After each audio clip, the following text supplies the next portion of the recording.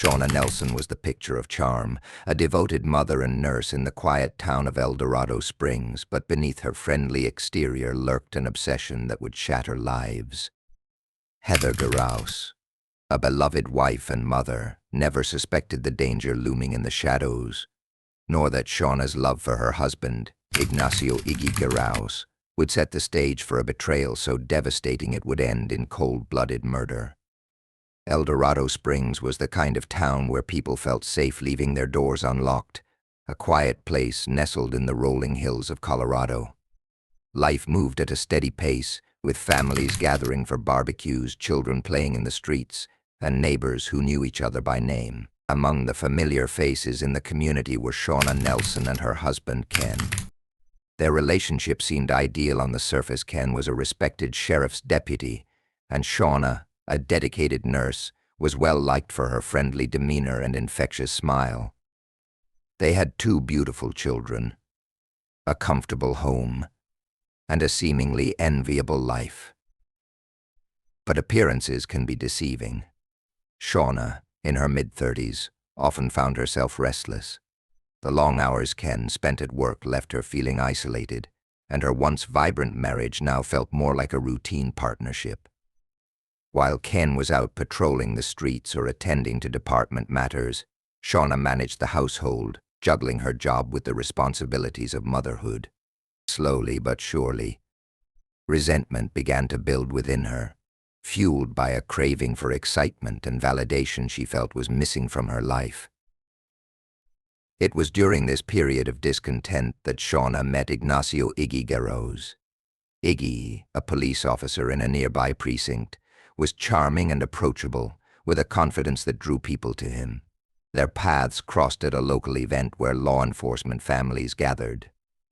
At first, their exchanges were harmless light banter, shared jokes, but as time went on, their conversations became more frequent and more personal. Iggy, too, was married, his wife Heather a devoted partner and mother. Despite this, the connection between Shawna and Iggy deepened. What began as a casual friendship soon turned into a secret affair. Shawna was captivated by Iggy's attention, and for the first time in years, she felt alive and desired. Their clandestine meetings became an escape from her mundane reality. Shawna saw Iggy as her ticket to a new life, one filled with passion and freedom. For a time, she convinced herself that their relationship was more than a fling, it was fate. However, reality has a way of catching up to even the most carefully hidden secrets. Iggy, racked with guilt, began to pull away. He realized that continuing the affair would jeopardize not only his marriage but his career and reputation. Despite Shawna's protests and pleas, Iggy decided to end their relationship and refocus on his family. Shawna's reaction was far from what he anticipated. For her, Iggy had become an obsession, a symbol of the happiness she felt she deserved. His decision to leave her plunged her into despair, which quickly turned into anger. She blamed Heather, whom she saw as the obstacle standing in the way of her happiness. As Shawna's emotions spiraled out of control, she began to plan her next move. In her mind, her love for Iggy was undeniable, and the only way to reclaim the life she envisioned was to remove the person she believed had taken it from her. Beneath the surface of El Dorado Springs' idyllic tranquility, a storm was brewing, one that would soon shatter the town's peaceful facade forever. January 23, 2007, was an ordinary winter day in El Dorado Springs, a town still blanketed in the post-holiday lull. As the evening settled in, Heather Garraus, a 37-year-old bank supervisor, prepared to wrap up her shift at the local credit union.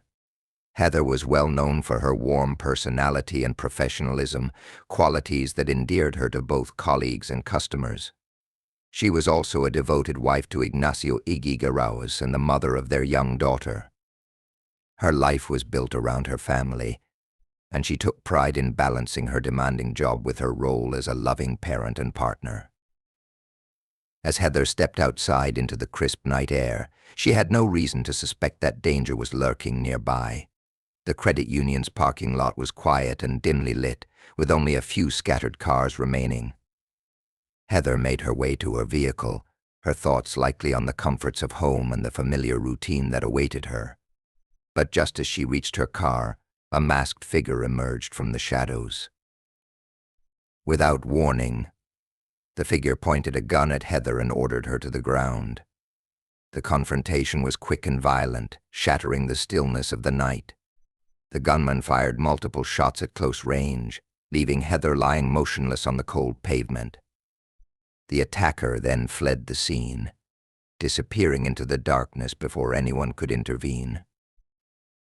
The sound of gunfire drew immediate attention.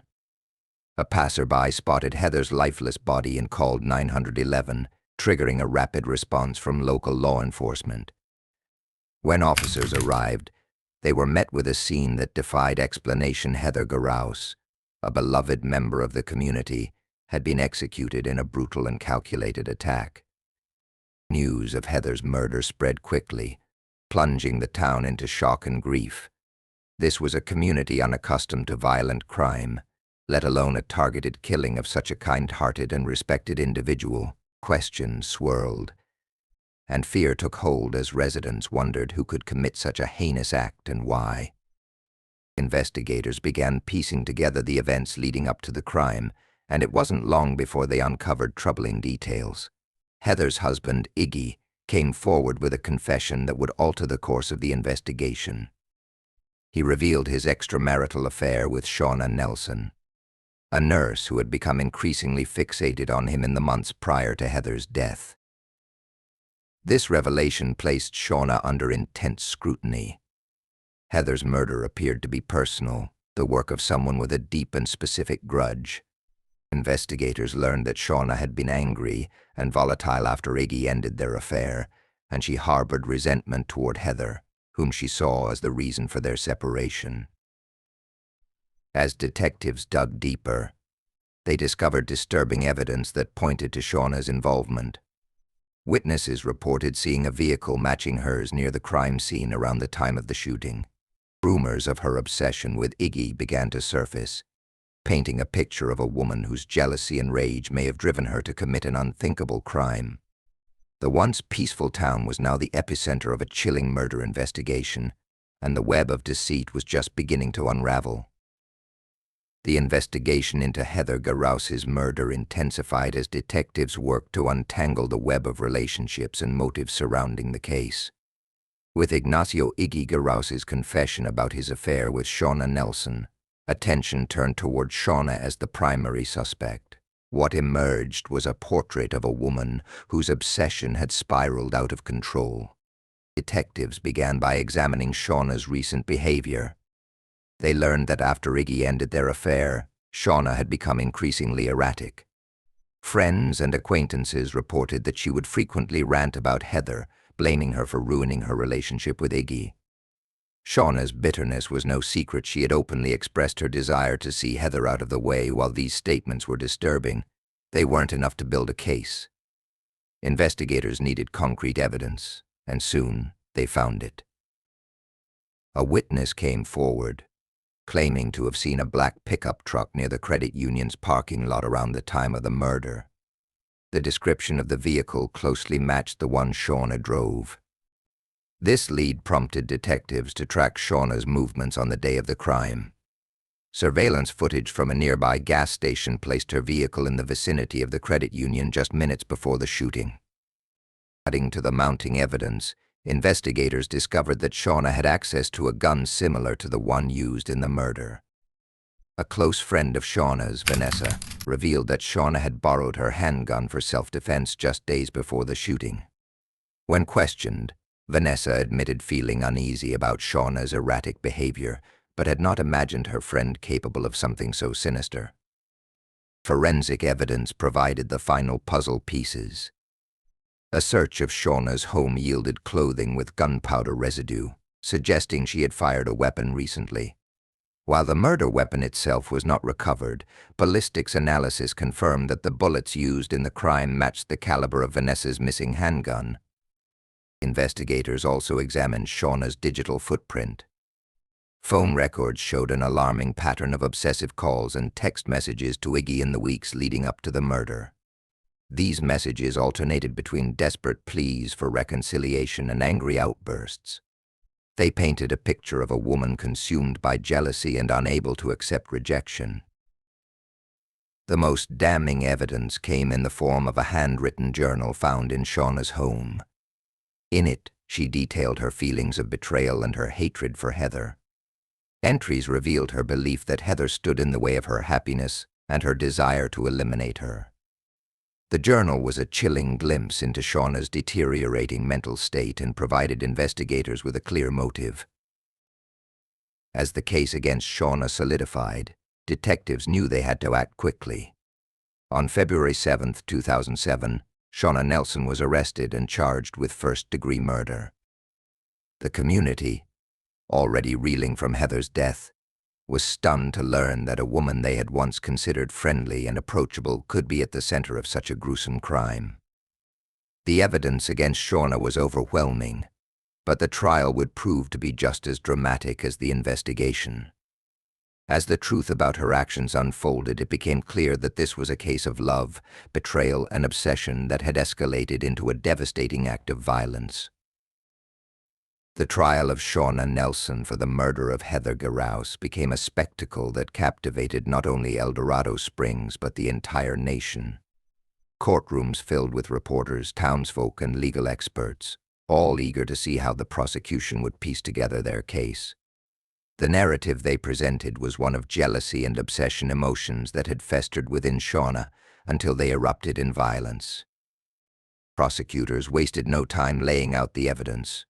They began with the timeline of events, highlighting Shawna's growing instability after Ignacio Iggy Garraus ended their affair. Witnesses testified about her erratic behavior, including repeated threats against Heather and obsessive phone calls to Iggy. This context set the stage for the prosecution's argument. Shawna saw Heather as the sole obstacle to her happiness and took drastic steps to remove her. Key witnesses included Vanessa, Shawna's close friend, who reluctantly admitted that Shawna had borrowed her handgun just days before the murder. Vanessa's testimony was critical as it connected Shawna to the type of weapon used in the crime. While the murder weapon was never recovered, forensic experts confirmed that the bullets found at the scene were consistent with Vanessa's gun. Another pivotal moment in the trial came when the prosecution introduced Shawna's journal as evidence. The handwritten entries revealed chilling details about her thoughts leading up to the crime. In one passage, she described feeling trapped and betrayed, and blamed Heather for ruining everything. In another, she wrote about wanting to start over with Iggy, a fantasy she believed was only possible if Heather were no longer in the picture. These writings left little doubt about her motive and state of mind. Surveillance footage further incriminated Shawna. The jury watched clips showing her black pickup truck near the credit union on the evening of the murder. Investigators had cross-referenced the timestamps with her cell phone records, placing her in the area at the time of the shooting. Forensic evidence, including gunpowder residue found on Shawna's clothing, tied her even closer to the crime. Throughout the trial, Shawna maintained her innocence. Her defense team argued that the evidence was circumstantial and pointed out the lack of eyewitnesses directly identifying her as the shooter. They suggested alternative theories, including the possibility of another individual seeking to frame her due to her affair with Iggy. However, these arguments failed to gain traction in the face of the overwhelming evidence against her. The jury deliberated for just 10 hours before returning with their verdict guilty of first-degree murder. Shawna showed little emotion as the decision was read, though those in the courtroom described a palpable sense of finality. The judge sentenced her to life in prison without the possibility of parole, a punishment reflective of the calculated and brutal nature of her crime. For Heather's family and friends, the verdict brought some measure of closure but no true solace. The loss of a loving wife, mother, and friend was a wound that could never fully heal. As the trial ended and Shawna was escorted away, the community was left to grapple with the unsettling truth: the person responsible for such unimaginable pain had been one of their own, hiding in plain sight. Years after the tragic events that ended Heather Garraus's life, the town of El Dorado Springs still bore the emotional scars of her murder.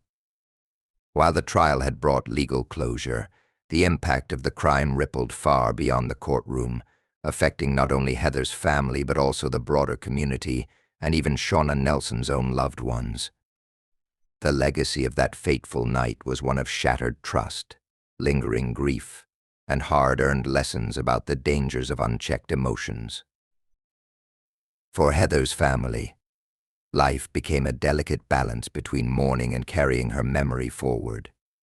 Heather's husband, Ignacio Iggy Garraus, left law enforcement shortly after the trial, unable to face the reminders of the affair that had contributed to the tragedy. Racked with guilt over his role in the chain of events, Iggy relocated to another town, seeking anonymity and a chance to rebuild his life for the sake of his daughter. He rarely spoke publicly about the crime, though those close to him said he carried the weight of regret every day. Heather's parents and siblings channeled their grief into advocacy. They founded a non-profit organization in Heather's name, dedicated to supporting victims of domestic violence and their families. While Heather's murder wasn't the result of physical abuse, her death underscored the devastating consequences of jealousy and obsession. The foundation became a beacon of hope, helping countless individuals escape dangerous situations and rebuild their lives. The community of El Dorado Springs also struggled to move forward.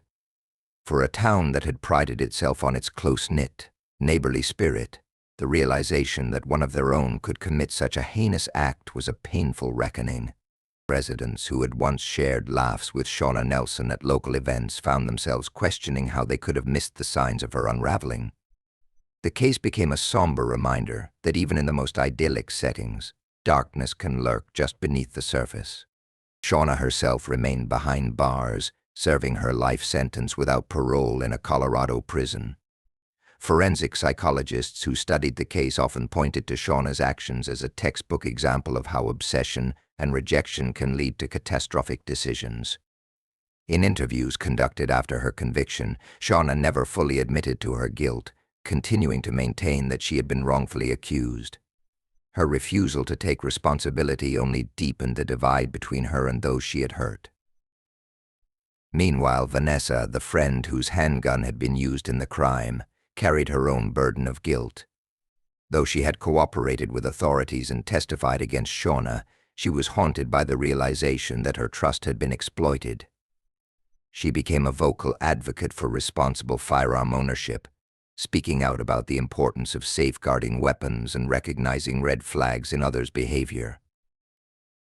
Heather's memory lived on, not just in the hearts of her family and friends, but in the lessons her case imparted. The story of her life and untimely death was retold in documentaries, podcasts, and true crime books, ensuring that the lessons of her tragedy reached far beyond El Dorado Springs. As the years passed, the community found ways to honor Heather's legacy. A park bench was dedicated in her name, engraved with the words in loving memory of Heather Garraus, a life filled with kindness. Taken too soon, it became a quiet place for reflection, a reminder of the fragility of life and the enduring need for compassion and vigilance. Though time helped heal some wounds, the heartbreak of Heather's loss remained a sobering reality. Her story became a cautionary tale, a stark reminder of the consequences of unchecked jealousy and the devastating impact of betrayal. The people of El Dorado Springs, forever changed, vowed to hold each other a little closer, cherishing the bonds that make life worth living and working to ensure that such a tragedy would never happen again.